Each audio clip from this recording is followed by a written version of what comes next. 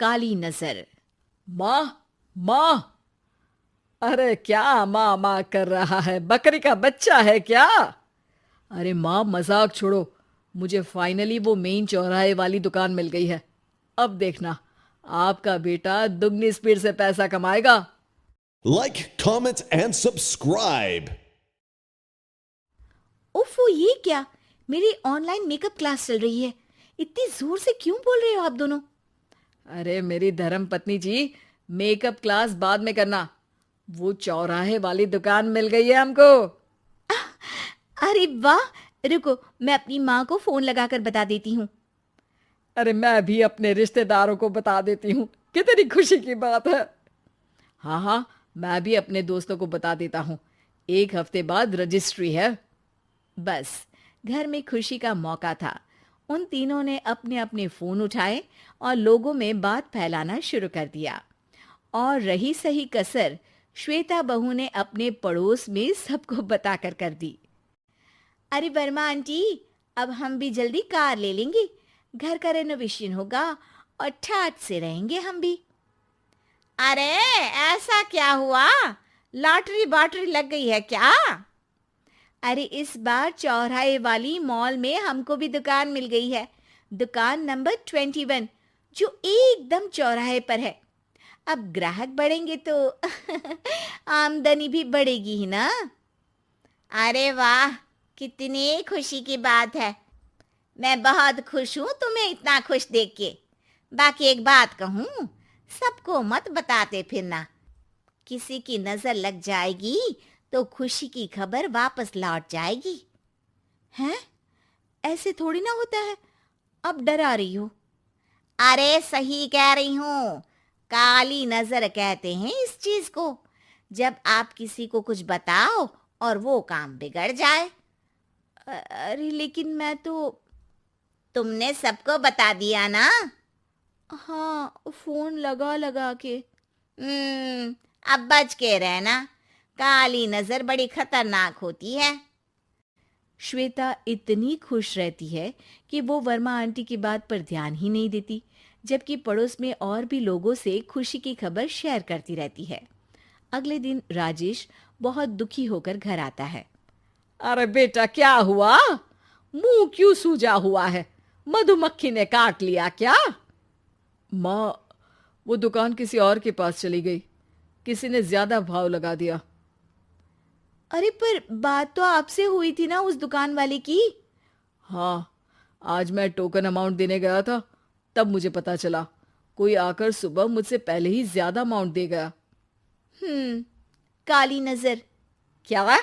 क्या कहा?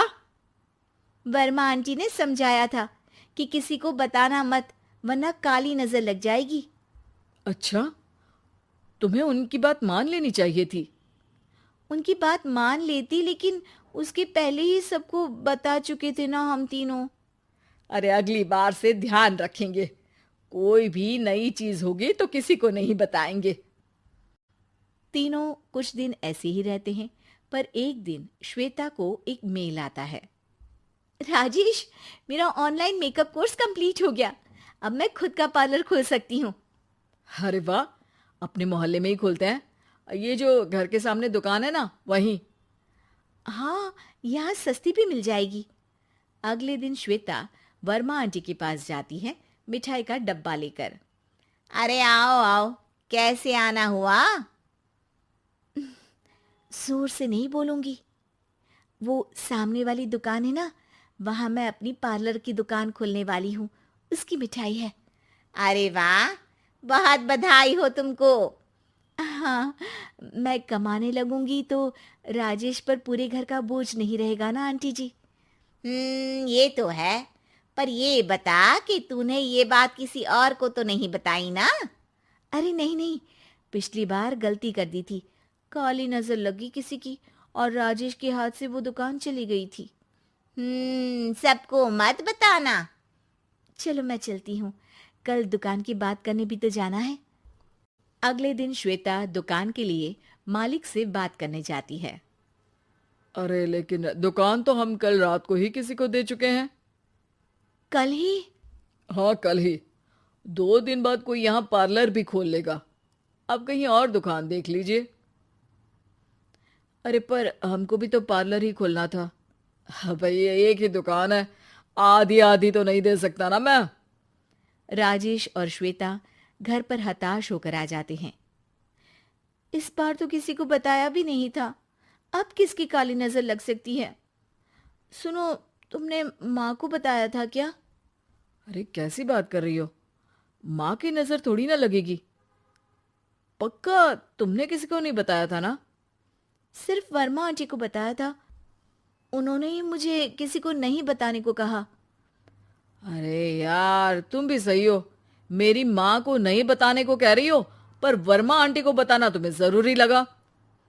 अरे वर्मा आंटी ने ही तो काली नजर के बारे में बताया था ना, वो हमेशा हमारा भला ही तो चाहती है। मेरी माँ भी हमारा भला ही चाहती है। अरे पर चिल्ला क्यों रहे हो? बात नहीं कर सकते क्या आराम से? नहीं आता हो आराम से बात करना, और करना भी नहीं चाहता हूं मैं। दुकान जाने का दुख गुस्से में बदल गया था और राजेश और श्वेता में बात बंद हो गई थी। 2 दिन बाद मोहल्ले में पार्लर का इनॉग्रेशन हुआ, जिसमें मोहल्ले के सभी लोगों को बुलाया गया, पर श्वेता, राजेश और माँ नहीं जाते। माँ, अंदर आ जाओ, क्या देख रही हो? अरे नया पार्लर देख रही हूं अपने आंगन से। देखो, माँ को दूसरे का सुख देखने में कितना मजा आ रहा है, मेरा दुख नहीं दिख रहा इन्हें। यह मेरा पार्लर भी तो हो सकता था। अरे चुप रहो यार, हर बात में लड़ाई क्यों ढूंढ रही हो? राजेश और श्वेता फिर बहस करने लगते थे। तभी माँ ने दोनों को बाहर बुलाया। अरे जरा देखो तो, दुकान चलाने वाले का बोर्ड पर नाम क्या लिखा है? श्रुति वर्मा। गाड़ी निकाले बेटा, हमें कहीं जाना है। काली नजर का इलाज कराने? राजेश अपनी बाइक निकालता है। तीनों ट्रिपलिंग कर रहे हैं। माँ राजेश को उस मॉल वाली दुकान पर लेकर जाती है जहां राजेश अपनी दुकान खोलने वाला था। यही दुकान लेना चाहता था ना तू? हाँ, पर इनको भी दुखी करने लेकर आई हो क्या यहाँ पर दुकान दिखाकर? वहां काफी नहीं था? अरे श्वेता, थोड़ा सब्र रख, अभी पता चलेगा कि हम यहाँ क्यों आए हैं। बता, इस दुकान चलाने वाले का नाम क्या है? अनुपम वर्मा। कुछ समझ में आया? वो दुकान वाली श्रुति वर्मा, ये दुकान वाला अनुपम वर्मा, और हमारे पड़ोस में हमने उस दुकानों के बारे में बताया किसको था? अब वर्मा आंटी को। मतलब वर्मा आंटी ही हमारा काम बिगाड़ रही है? नहीं नहीं, ऐसा नहीं हो सकता, ये बस इत्तेफाक है। राजेश अपना फोन निकालता है और श्रुति वर्मा और अनुपम वर्मा के नाम फेसबुक पर सर्च करता है, जहां ये दोनों ही वर्मा आंटी के रिश्तेदार होते हैं। श्वेता को समझ में आ जाता है कि वर्मा आंटी की ही नजर काली नजर है। अब क्या करना है? कोई भी खुशी की खबर हो तो काली नजर से बचना है, यानी वर्मा आंटी से बचना है। अरे पर मुझे ये समझ में नहीं आया कि वो हमारे साथ ऐसा क्यों करेंगी। अरे बेटा, एक सीख है, दूर के आदमी को आपकी तरक्की से कम परेशानी होगी, पड़ोसी को ज्यादा।